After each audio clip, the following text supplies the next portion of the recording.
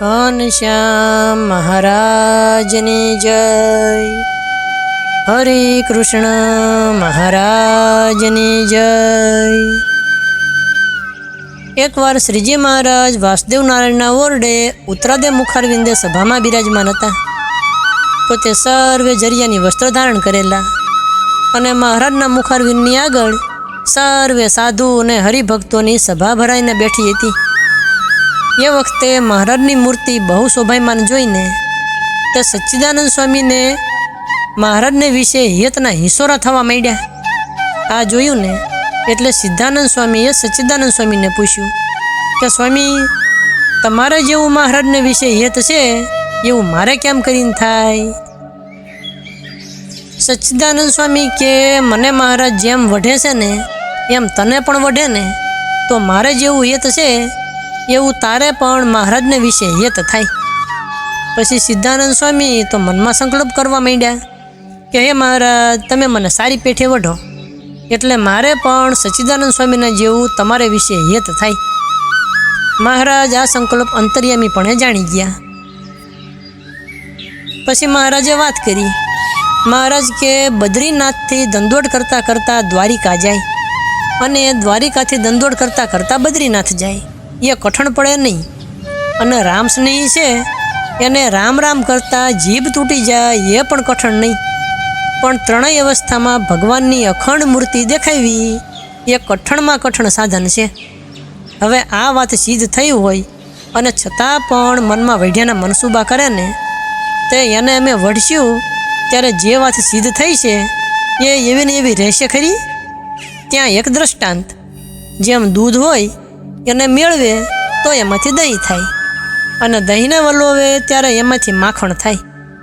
માખણને ગરમ કરીને તાવે એટલે એમાંથી ઘી થાય, પણ ઘીને જો ઊનું બહુ કરે ને તો એમાંથી ઝેર થાય। તેમ ભગવાનની અખંડ મૂર્તિ દેખાય તો પણ ભગવાન મને વઢે એવા મનસૂબા થાય ને તે જ્યારે અમે વઢશું ત્યારે બધા માણસો શું જાણશે કે આ સાધુએ કાંઈક અડગબંગાઈ કરી છે અને કાં તો મહારાજના વચનમાં નહીં રહ્યા હોય, એમ જાણીને બધા એ સાધુની ઉપેક્ષા રાખશે। ત્યારે એને વિશે અમારે જેટલું હેત છે તે અમારે વિશે એટલું હેત રહેશે ખરું? એવી રીતે મહારાજે સભામાં વાત કરી। સિદ્ધાનંદ સ્વામીએ આ વાત સાંભળી એટલે મનમાં મનસૂબો કર્યો કે હે મહારાજ, હવે મને વઢશો નહીં, મારે જેટલું હેત છે ને એ ઘણું છે। એમ કહીને સિદ્ધાનંદ સ્વામી રાધાવાઈએ ગયા। હવે સાંજે મહારાજે પોતાના ઉપર સભામાં વાત કરી તે સચ્ચિદાનંદ સ્વામીને કઈ સંભળાવી। સચ્ચિદાનંદ સ્વામી કે મહારાજ આપણને વઢ્યા વિના હેતના હિંસોરા કેમ આવે? બીજા માણસો ગમે તેમ બોલે પણ ભગવાન તો અંતર્યામી છે ને, તે અંતરની તલની વાત જાણે છે। વળી પાછા બીજે દિવસે બપોર પછી પાછલો પહોર થયો ને એટલે મહારાજ તો ઉગમણા બારના ઓરડે સભામાં બિરાજમાન થયા। એ વખતે રાધાવાઈથી સચ્ચિદાનંદ સ્વામી અને સિદ્ધાનંદ સ્વામી મહારાજના દર્શને આવ્યા। મહારાજને પગે લાગીને સભામાં બેઠા। સચ્ચિદાનંદ સ્વામીએ સિદ્ધાનંદ સ્વામીને કીધું કે મારા જેવું ભગવાનને વિશે હેત કરવું હોય તો તમને મહારાજ વઢે એમ કરો। એટલે સિદ્ધાનંદ સ્વામીને વળી પાછો સંકલ્પ થવા માંડ્યો કે મહારાજ, બીજા માણસો ગમે તેમ જાણે પણ તમે મને એકવાર સારી પેઠે વઢો। હવે મહારાજ આ સંકલ્પ જાણી ગયા। મહારાજ કે અમે જ્યારે તમને વઢશું ત્યારે આઘા થાશો। પછી એક દ્રષ્ટાંત આપ્યું। મહારાજ કે એક બ્રાહ્મણ હતો। હવે બ્રાહ્મણ છે ને બ્રાહ્મણના ઘરનું જમે પણ બીજી કોઈ જ્ઞાતિનું બ્રાહ્મણ જમે નહીં। હવે એ બ્રાહ્મણને રાત્રિમાં સ્વપ્ન આવ્યું, તે કોળી જ્ઞાતિમાં વિવાહ હતો ને એ વિવાહમાં પોતે જમ્યા અને હાણ્યો માણ્યો અને મોજ મજા કરી। આવું સ્વપ્ન બ્રાહ્મણને થયું। પછી સવારે ઉઠ્યો ને તે પોતાની ઘરવાળીને વાત કરી કે આજે મને રાત્રિમાં એવું સ્વપ્ન આવ્યું, તે જાણે કોળી જ્ઞાતિમાં વિવાહ હતો ને એમાં હું ગયો અને એ વિવાહનું મેં ખાધું અને મોજ મજા કરી। પછી એ બાઈ જ્યારે પાણી ભરવા ગઈ ને ત્યારે ગામની સર્વે સ્ત્રીઓને વાત કરી કે આજે મારા પતિને સ્વપ્ન આવ્યું ને તે રાતમાં કોળી જ્ઞાતિમાં લગ્નમાં જઈને જમી આવ્યા અને કોળી જ્ઞાતિમાં વિવાહમાં હાણ્યો માણ્યો અને મજા કરી. પછી તો આ વાત આખા ગામમાં પ્રવર્તી. હવે વાત સ્વપ્નની હતી, પણ નાતના માણસો બધા ભેગા થયા. એમણે જાણ્યું કે આ બ્રાહ્મણ કોળીના લગ્નમાં એ જમીને આવ્યો, એટલે ધર્મ ચૂક્યો ને એમ જાણીને એને નાત બહાર કાઢી મૂક્યો. એવી રીતે દ્રષ્ટાંત દીધું. પછી મહારાજ કે જ્યારે અમે એને વળશ્યું ત્યારે બીજા માણસ સાંભળીને એની ઉપેક્ષા કરશે, એટલે સાધુના બ્રાહ્મણની પેઠે થાય છે. પછી હતા એવા રહેશે ખરા? એમ મહારાજે વાત કરીને એ વાત સાંભળી એટલે સિદ્ધાનંદ સ્વામીને વઢવાનો સંકલ્પ હતો એ ટળી ગયો અને પોતે રાધા વાવે ગયા. એકવાર મહારાજના શરીરે કસર જેવું હતું. તે મહારાજ તો અક્ષરવડીમાં પડ્યા હતા અને મંદવાડને લીધે અન્ન જમે નહીં. પછી સર્વે સાધુ અને હરિભક્તો બધા ઉદાસ થઈ ગયા. મહારાજે પાણી માંગ્યું એટલે નિત્યાનંદ સ્વામી મગ બાફી અને એનું પાણી કરીને મહારાજને પાવા સારું ગયા. મહારાજે વાટકો હાથમાં લીધો ને તો મગનું પાણી જોયું. તે મહારાજ જરા કચવાણા અને વાટકાનો ઘા કરીને છેટે ફેંકી દીધો અને મુખારવીને કસાણું કર્યું અને મહારાજ જરા કુરાજી થયા. પછી તો સાધુ અને હરિભક્ત બધા ઉદાસ થઈ ગયા. તે કોઈ અન્ન જમે નહીં. આ જોયું ને એટલે મહારાજને ઘણી દયા આવી. પછી મહારાજ કે થાળ લાવો બ્રહ્મચારી, અમારે જમવું છે. એટલે બ્રહ્મચારી સાકરનો શીરો, વૈતાકનું શાક અને ભજીયા બનાવીને લાવ્યા. તે મહારાજ જમ્યા એ જોયું એટલે સર્વે સાધુ રાજી થયા. દાદા ખાચરે સાકર મંગાવીને વહેંચી કે મહારાજ હવે સાજા થયા. પછી સિદ્ધાનંદ સ્વામી વંડ સચ્ચિદાનંદ સ્વામી પાસે ગયા. સ્વામીને કે સ્વામી, આજે તો મહારાજ થાળ જમ્યા અને સાજા થયા. દાદા ખાચરે સાકર વહેંચી અને મહારાજ પણ એમ બોલ્યા કે હવે અમે સાજા થયા. સચ્ચિદાનંદ સ્વામી સિદ્ધાનંદ સ્વામીને કે તારો બાપ રહેવાનો નથી, એ તો હમણાં તમને અને બધાને ફોસલાવે છે, પણ હું કાંઈ એમનો ફોસલાવ્યો જાવ એવો નથી. એમની મોર મારે નાળિયું તોડીને જવું છે. આ વાત સાંભળી એટલે સિદ્ધાનંદ સ્વામીએ વિચાર કર્યો કે સચ્ચિદાનંદ સ્વામી જો નાળી પ્રાણ તોડી મહારાજની મોર ધામમાં જાય છે તો હવે મારે રહેવાનું શું પ્રયોજન છે? મારે પણ દેહ મૂકવો. આવો સંકલ્પ કરીને થોરનું અડધો શેર દૂધ ભેગું કર્યું અને પીધું. પણ મહારાજના પ્રતાપથી દૂધની કોઈ શરીરમાં અસર વર્તાણી નહીં. અમૃતની પેઠે પચી ગયું. પછી સાંજ વખતે સિદ્ધાનંદ સ્વામી મહારાજના દર્શને આવ્યા. એ વખતે મહારાજ અક્ષરવડીની ઉગમણી ઓસરીએ ઢોલિયા ઉપર પડ્યા હતા. સિદ્ધાનંદ સ્વામીને જોયા ને તે મહારાજ બેઠા થયા.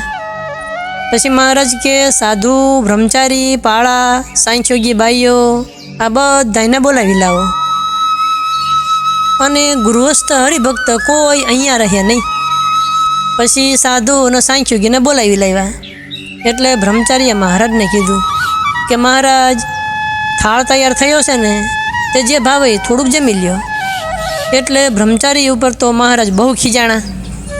મહારાજ કે પોતે ભૂખ્યો થાય એટલે મારું ગળું ઝાલે, મને તો ભૂખ લાગતી નથી. પછી મહારાજ કે આ મુંડકીયું બેઠી છે ને તે મારા ઉપર ઉપવાસ કરે છે અને મરવાના મનસૂબા કરે છે. અને પિતાંબર પ્રભુ થયો હતો ને તે એની પાછળ ઘણાય માણસો મર્યા હતા, પણ મારી પાછળ જે કોઈ મરશે એને હજારો વર્ષ લાકડામાં ઘાલી મિલીશ અને મારા ધામમાં નહીં આવવા દઉં. માટે મારી પાછળ કોઈએ મરવું નહીં. પછી મહારાજે સિદ્ધાનંદ સ્વામી સામું જોયું. સ્વામી સામો હાથ લાંબો કરીને મહારાજ કે પોતે પોતાને હાથમાં જાણે છે અને મને એમ જાણે છે કે આ મરી જાય છે, માટે એને અહીંથી કાઢી મૂકો. સચ્ચિદાનંદ સ્વામીએ હાથ જોડ્યા કે મહારાજ, હું તો અન્ન ખાઉં છું. મહારાજ કે રાખ, થોરનું દૂધ મરવા માટે પીધું તું અને હજી તો મૂર્ખને ખબર નથી, માટે એને ઝટ કાઢી મૂકો. પછી સિદ્ધાનંદ સ્વામી તો ચાલતા થયા. પછી મહારાજ કે સ્વામી ઊભા રહો, તમે ગોપાળાનંદ સ્વામી કહે એમ કરશો? સિદ્ધાનંદ સ્વામી કે હા મહારાજ, અમે બધા સ્વામી કહે એમ કરશું. મહારાજ કે આ બધા તો સ્વામી કહે એમ કરશે, પણ તમે કરશો? સિદ્ધાનંદ સ્વામી હાથ જોડીને કહે મહારાજ, હું પણ ગોપાળાનંદ સ્વામી કહે ને એમ કરીશ.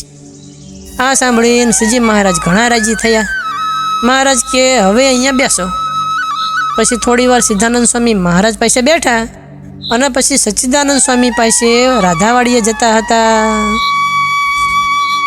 એક સમયે મહારાજે રાધા વાવે વાઢ કરાવ્યો હતો. વાઢ બહુ સારો થયો.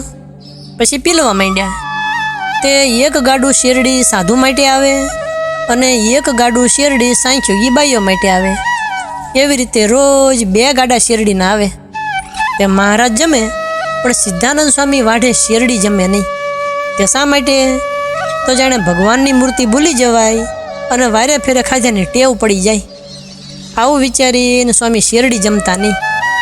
હવે હમીર ભગતને ખબર પડીને તે શેરડીને સુધારી અને માદળિયા કરીને સ્વામી પાસે લઈ ગયા.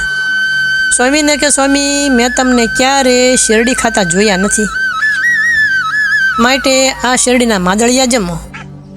સિદ્ધાનંદ સ્વામી કે એ શેરડી હું નહીં ખાઉં. તલ બાવળા જેવી કઠણ શેરડી મારું તો મોઢું ફાડી નાખે. પછી સાંજ વખતે ઉગમણા બારના ઓરડાની ઓસરીએ શ્રીજી મહારાજ સભામાં બિરાજમાન થયા. એ વખતે હમીર ભગત ત્યાં ગયા અને હાથ જોડીને મહારાજને કે મહારાજ, સિદ્ધાનંદ સ્વામી શેરડીને ગોળ જમતા નથી. મેં એમને શેરડી જમવાનો આગ્રહ કર્યો ને તો મને એમ કીધું કે આ તલ બાવળા જેવી કઠણ છે ને તો હું નહીં ખાઉં. પછી મહારાજે મુક્તાનંદ સ્વામીને પૂછ્યું કે સ્વામી, સાધુમાં કોઈ શેરડી જમ્યા વિનાના બાકી છે? સ્વામી કે ના મહારાજ, શેરડી ખાધા વિનાના કોઈ નથી. પછી મહારાજે બાઈઓમાં પૂછાયું કે કોઈ શેરડી જમ્યા વગરના ખરા? મોટી બા કે મહારાજ બધાય શેરડી ખાય છે.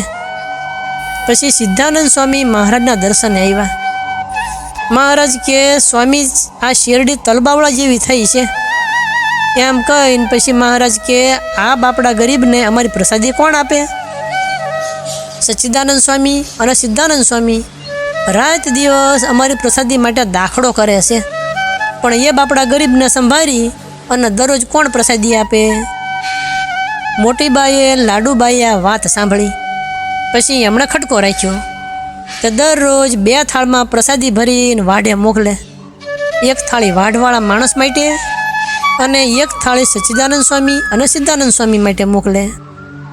હવે પ્રસાદી ત્યાં જાય ને એટલે થાળીમાંથી પ્રથમ સચ્ચિદાનંદ સ્વામી જમી લે, પછી સિદ્ધાનંદ સ્વામી જમતા. હવે એકવાર થાળી આવીને તો સચ્ચિદાનંદ સ્વામીએ કુરજી ભગતને કીધું કે આ પ્રસાદીની થાળીમાં અડધો અડધ ભાગ કાઢો. કેમ કે વધુ જમાઈને તો મને એમ થાય કે સિદ્ધાનંદ સ્વામીના ભાગનું જમાઈ ગયું, અને જો ઓછું જમાય તો મનમાં દાજ થાય કે ભગવાનનો પ્રસાદ આજે ઓછો જમાણો, માટે થાળીમાં અડધો અડધ પ્રસાદીના ભાગ કરી દે. એવી રીતે શ્રીજી મહારાજ પ્રસાદી મોકલી અને 2 સંતોને રાજી કરતા. હવે સદગુરુ શ્રી ગોપાળાનંદ સ્વામી કૃત મહારાજની લીલાની બીજી જે કથા તે આપણે આગળ કહીશું. અત્યારે કથાને વિરામ આપીએ. બોલો સ્વામિનારાયણ ભગવાનની જય.